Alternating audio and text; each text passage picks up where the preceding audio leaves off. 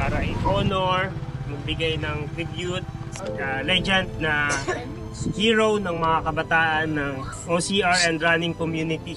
Idolo po si Mervin Duarte ng mga atletang Mendoreño.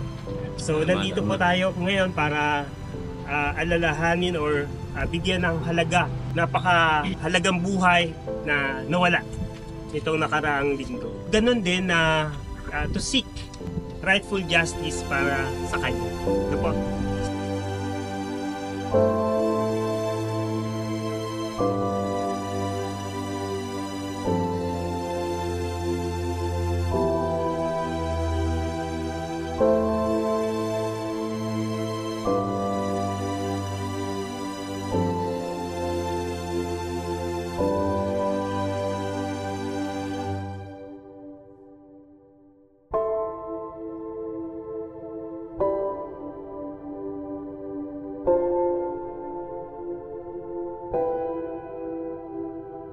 Alright, 10 kilometers.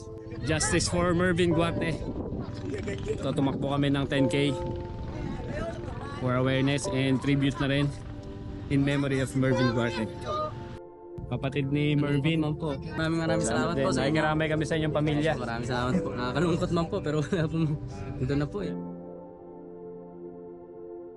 Katatakbo lang namin ng 10K para kay Mervin.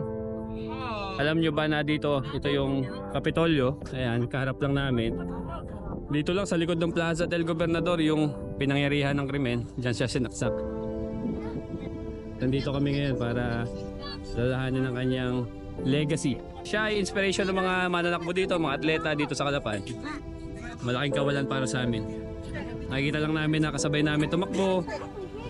Kasama namin palagi. Kapag nandito siya, pag wala siya sa training or wala siya sa ibang bansa na lumalaban. At personal, nakilala ko siya kasi inaanak ko yung panganay niya, napakaliit pang bata.